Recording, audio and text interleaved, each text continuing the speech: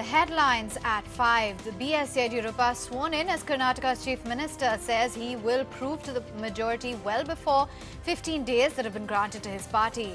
Making good on the BJP's election promises, he announces a farm loan waiver of up to 1 lakh rupees. The Congress and JDS continue to pile the pressure on MLAs as protests against outside Karnataka's Vidhan Sabha.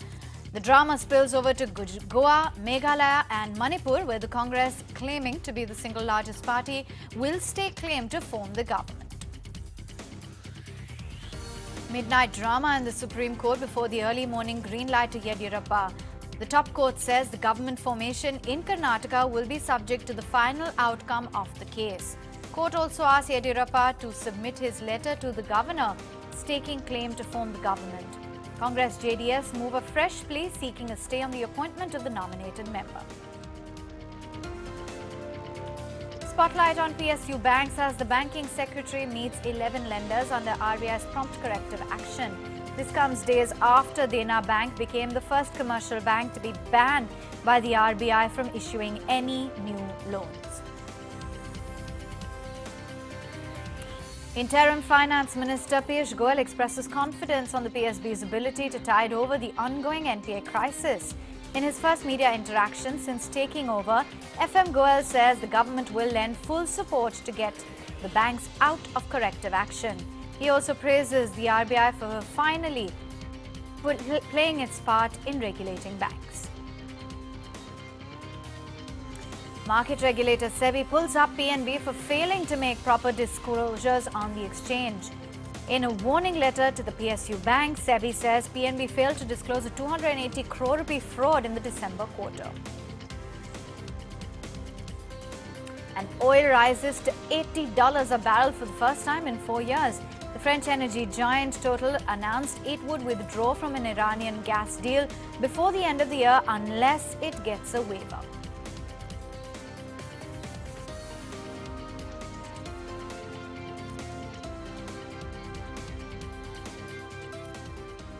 Good evening and welcome to India Now. This is Avan Dabash and let's take it straight to the top story. A nail-biting poll battle for sure, a fractured mandate and last-minute backdoor alliance in a midnight drama.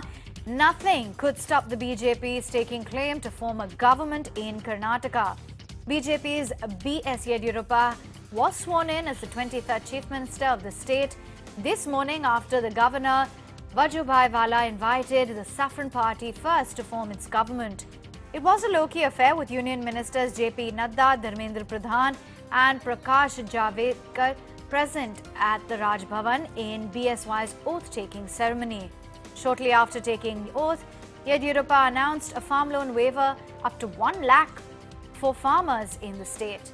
Experts say that the farm loan waiver is a wild card of sorts which can lure even the farmers supporting the Congress JDS combined, leaving the alliance with no other option but to wield a similar weapon. However, the Chief Minister race is far from over because Yediyurappa's chief ministerialship is provisional as on date. Remember, the BJP has only 15 days to cobble up numbers and prove its majority on the floor. ಇನ್ನೊಂದು 2 ದಿವಸದಲ್ಲಿ ರೈತರ ರಾಷ್ಟ್ರೀಕೃತ ಬ್ಯಾಂಕಿನ ಸಾಲ, ಸಹಕಾರಿ ಸಂಘದ ಸಾಲ, ನೇಕಾರರ ಸಾಲ 1 ಲಕ್ಷದವರೆಗೆ ನಾನೇನು ಭರವಸೆ ಕೊಟ್ಟಿದ್ದೇನೆ, ಅಂಕಿಅಂಶ ಕಲೆಕ್ಟ್ ಮಾಡ್ತಾ ಇದ್ದಾರೆ. ಇನ್ನೊಂದು 2 ದಿವಸದಲ್ಲಿ 100% ಮಾಡ್ತೇನೆ ಅನ್ನೋ ಭರವಸೆಯನ್ನ. Meantime, not backing off easily, top leaders in the Congress staged a protest outside the Raj Bhavan today against the swearing-in ceremony of B.S. Yediyurappa as the Chief Minister. The former Chief Minister Siddaramaiah, Ghulam Nabi Azad, Ashok Gehlot as well as Mallikarjun Kharge were seen sitting on the steps of the Secretariat along with other Congress MLAs. These MLAs later returned to Eagleton Resort where they are holed up amidst the horse trading allegations against the BJP. The Congress is trying every step possible in keeping its flock together following a fractured mandate. Remember, even as the JDS legislators are campaigning at the Shangri-La Hotel in Bangalore.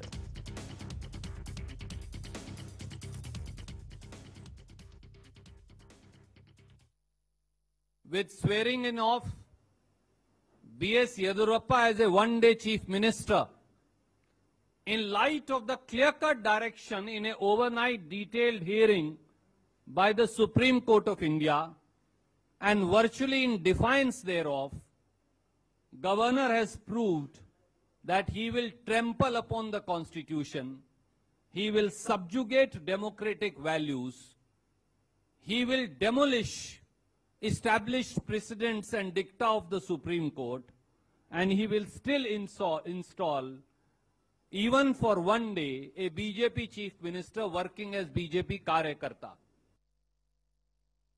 It is unprecedented. Nowhere Never in the history. in the history of Karnataka, I mean in the state Indian politics, this type of decision has been taken, giving 15 days long time. The court takes a view like that, but at the same time, the court has also taken a decision that whoever took a oath, he should establish or prove the majority on the floor of the House within 2 days or 3 days. After having taken oath, he will take the might of, use the might of the state government also. So the governor has murdered the democracy. It's a murder of a democracy. All the 38 will be unitedly fight against this undemocratic system. Central government misusing their ED department, they have threatened him to support them, but ultimately he also will come back. Let's get on board Chandra Shrikant. She joins in from outside Yediyurappa's residence. And what a whole lot of drama, Chandra. We're outside CM Yediyurappa's residence right here in Bengaluru. He left here just a while back. As far as his plans for the rest of the evening are concerned, we understand that he will be visiting the BJP headquarters, after which he is expected to visit the Siddhaganga Mutt in Tumkur as well as a temple in Yedur. These are places that Yediyurappa is a staunch follower of. So he will be visiting those two places this evening. If you look at the mood around the Yediyurappa's residence here, it's one of really cautious optimism, not much of crowd. There have been a steady stream of visitors since morning, a lot of well-wishers bringing him bouquets, but I think things are still on tenterhooks here because they know that they are yet to prove majority on the floor of the House. Yediyurappa not giving anything away for now. He's just confident that they can get the numbers, but remember, there's also a crucial Supreme Court hearing tomorrow morning at 10:30, so we have to wait and see if the time frame comes down for him to prove his majority and how he will go about it, because the Congress and the JDS clearly are not taking any chances at this point. But it's an air of cautious optimism here outside Yediyurappa's residence in Bengaluru. Many thanks, Chandra, for giving us a heads up as to what's happened, what the agenda is really for Yediyurappa as well. So cautiously optimistic right now. That's the kind of view that they're taking. But a very politically charged day, not only in Karnataka, but the drama spilled over to Goa, to Manipur and Meghalaya as well. Claiming to be the single largest party in these states, the Congress now wants to stake claim and form the government. It's said to have appealed to the governor to invite them for forming the government in Goa, agreeing to even face a floor test. The Grand Old Party of India has decided to observe Save the Democracy Day tomorrow, following a protest against Vajubhai Vala's decision to deny a chance to the Congress JDS combined to form the government in Karnataka. Rahul Dayama joins in with more, and clearly it looks like even the Congress is not leaving any stone unturned.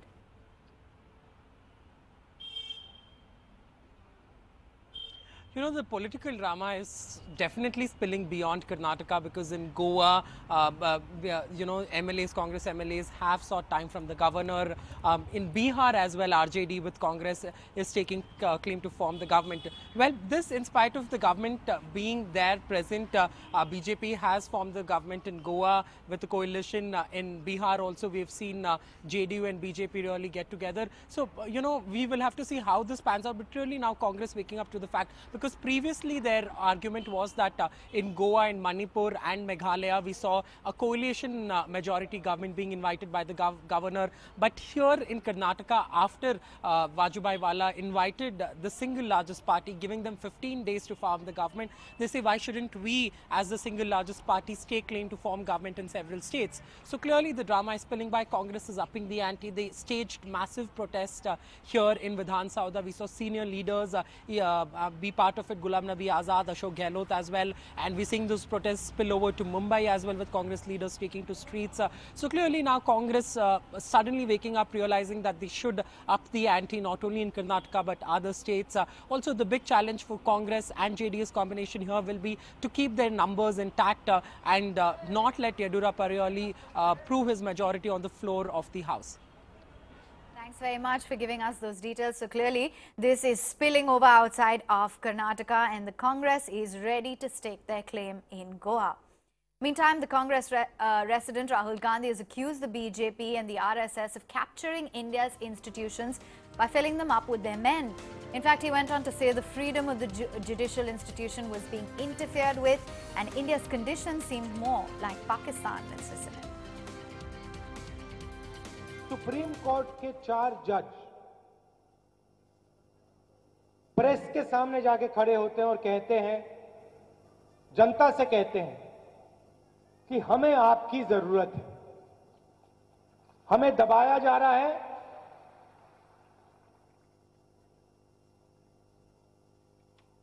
धमकाया जा रहा है, हम अपना काम नहीं कर पा रहे हैं। शायद ये पहली बार किसी लोकतांत्रिक डेमोक्रेटिक देश में हुआ है। डिक्टेटरशिप्स में जरूर होता है, पाकिस्तान में हुआ, अफ्रीका के अलग अलग देशों में हुआ, कभी कोई जनरल आ जाता है, प्रेस को, कोर्ट्स को दबा देता है, मगर हिंदुस्तान में 70 सालों में पहली बार हुआ। Meanwhile, the sparrings between Rahul Gandhi and senior BJP leaders spilled over onto Twitter sphere, where the Congress president slammed BJP's hurried swearing-in ceremony, calling it a mockery of the constitution. Not one to take it lying down, BJP President Amit Shah hit back with equal vigor. He reminded Rahul Gandhi of Congress's misgivings in the past. Unleashing a series of tweets, he called out of the Congress's party alliance with the JDS, saying that the newfound friendship between the two parties is in fact a murder of democracy, as it has been politically motivated. Mr. Rahul Gandhi's comment are desperate attempt of a defeated leader. He is irritated, but in that desperation, he is crossing the limits of decency and civility. I completely reject with all the contempt it deserves this reckless, almost shameful allegation made against the Prime Minister. But you cannot expect better from Rahul Gandhi. जिस तरह से विपक्षियों को दबाना, उनकी आवाज को बंद करना, सत्ता का दुरुपयोग करना, एक तानाशाही मानसिकता है इनकी, और अपने चुनाव अभियान के दौरान खुली धमकी देना, ऐसे शब्द, भाषा और शैली का प्रयोग करना जो प्रधानमंत्री के पद को ही अपमानित करता है, उसकी गरिमा को चोट पहुंचाता है, तो ये सही बात है। देश के अंदर आज जो वातावरण है, भय का है, शंका का है, और सत्ता का दुरुपयोग खुले रूप में हो रहा है, विरोधियों पर निशाना लगाया जा रहा है, वो केंद्र की एजेंसी है, सरकार की और बीजेपी की मदद करती है। देखिए, आरएसएस की तुलना पाकिस्तान से करना वैसा ही है जैसे गाय की तुलना लोमड़ी से करने जैसा होता है। स्वयं जिस पार्टी में आंतरिक लोकतंत्र नहीं हो, जिसमें उनकी एक आवाज ही पार्टी की आवाज बन जाती है, वह दूसरों को लोकतंत्र का उपदेश नहीं दें। राहुल गांधी के पास राजनीतिक दृष्टिकोण की अल्पता है और इस न्यूनता को छिपाने के लिए वे संघ विरोध का सहारा ले रहे हैं, जो नहीं चलने वाला है। इसलिए वो ये जानते हैं कि उन्होंने और उनकी पार्टी ने क्या क्या करतूतें की है, पर उस पार्टी का और उनके नेताओं का ओल्ड फैशन है हर बात में कुछ ना सोचते हुए आरएसएस को गाली दे देना। Meantime, the midnight drama continued in the Supreme Court as well before the early morning green light to Yediyurappa. The top court says the government formation in Karnataka will be subject to the final outcome of the case. The court has also asked Yediyurappa to submit his letter to the governor staking claim to form the government. The Congress JDS moved a fresh plea seeking a stay on the appointment of the nominated member. Let's bring on board Abhimanyu Sharma, who joins in. Abhimanyu, fill us in with the latest. Well, of course, there was midnight drama which ensued in the Supreme Court in an incident, in a kind of hearing which rarely has taken place in the past, although it has taken place. But yet the Apex Court at midnight itself admitted the petition which was filed by Congress and JDS. They had challenged the governor's decision of inviting Yediyurappa for swearing in as the Chief Minister of Karnataka. It was heard at midnight in a hearing which lasted till the wee hours of the morning, when the Supreme Court refused to grant any stay as far as the swearing-in ceremony was concerned. It also observed that the government itself, which has been put in place now, after the swearing-in of the Chief Minister, would remain subject to the Supreme Court's orders in this case, in which the letters which have been written by Yediyurappa to the governor would play a vital role, which the Apex Court has asked should be produced before the Apex Court by the next date of hearing, that is tomorrow, and only after that the Apex Court will take any further call on the same. Additionally, Congress and JDS had questioned the very rationale of the governor's decision as far as inviting BJP to form the government was concerned, given the fact that they were not having appropriate numbers with them, and the question which was raised by their counsel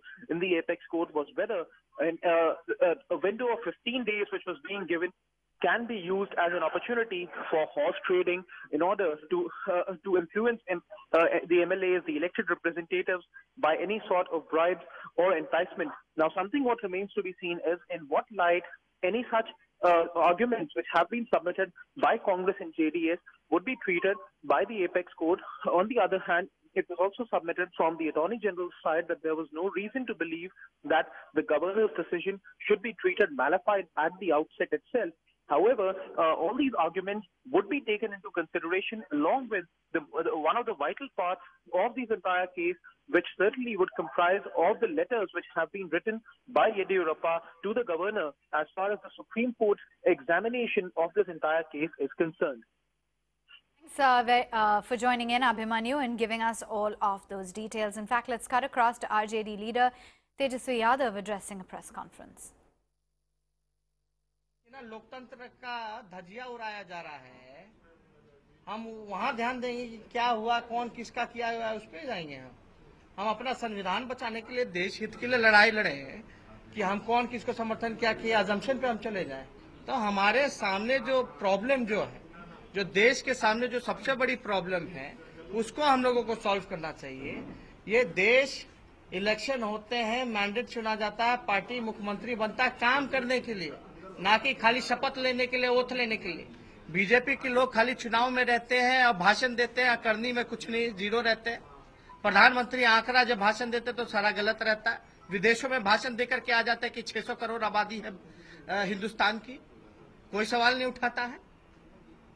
तो इसलिए हम कहना चाहते हैं, भाई CBI ED जांच करेगी तो हमारा ही करेगी, अमित शाह जी के बेटे की नहीं करने वाली है। न्योता चाहे हम सबसे बड़ी पार्टी हो या सबसे बड़ी ब्लॉक हो या सबसे बड़ी अलायंस हो, पोस्ट पोल हो या प्री पोल हो, लेकिन न्योता बीजेपी को ही मिलेगा। तो इसका तो जवाब देना चाहिए ना।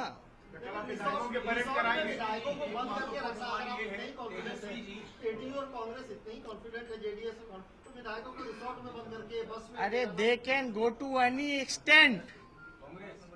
बीजेपी बहुमत फ्लोर में सिद्ध करने के लिए, भाई कोई भी कहीं भी रखे नहीं रखे, कोनो जबरदस्ती तो नहीं, अपने मर्जी से ही गए होंगे।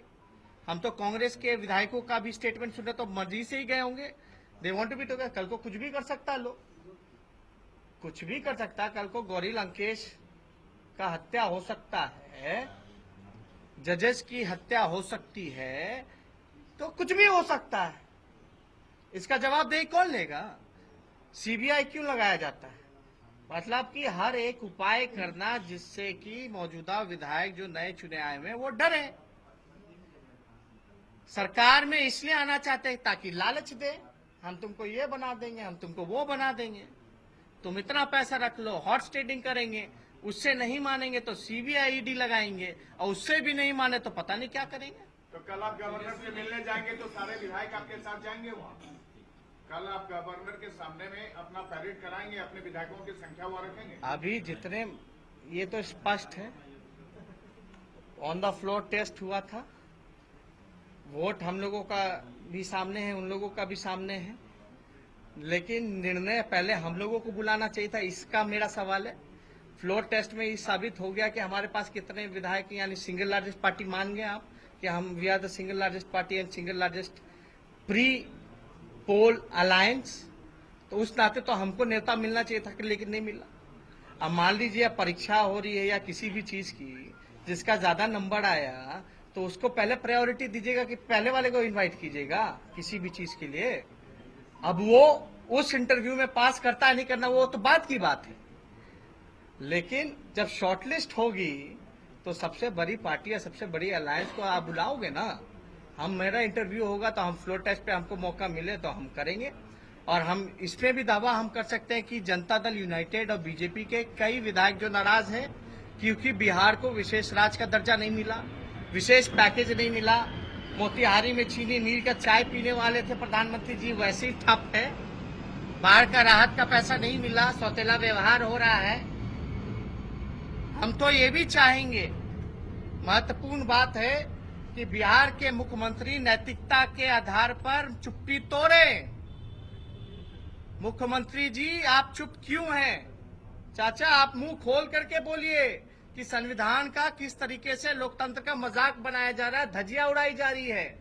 नीतीश कुमार जी को चुप्पी तोड़नी चाहिए, बचने से काम नहीं होगा। आप लोग मिलकर के सरकार बनाए हैं, आप बताइए कि कर्नाटका की स्थिति सही है या बिहार की स्थिति सही है? इसमें नीतीश कुमार जी को भी आगे आके जवाब देना चाहिए, चेहरा छुपाने से नहीं चलेगा। बिहार की जनता जवाब मांग रही है नीतीश कुमार जी से। सब लोग जानना चाहते हैं कि नीतीश कुमार जी कौन सा निर्णय सही है कर्नाटका का कि बिहार का। आपने चोर दरवाजे से बीजेपी को सरकार में घुसाया कि नहीं घुसाया? आपने 4 साल में 4 सरकार बनाई कि नहीं बनाई? तो इसका जवाब मुख्यमंत्री जी को देना चाहिए। जो कि महत्वपूर्ण सवाल ये उठता है आज इसके जो कि अलग से ले रहे हैं, अलग से रास्ता मत बदलो ना।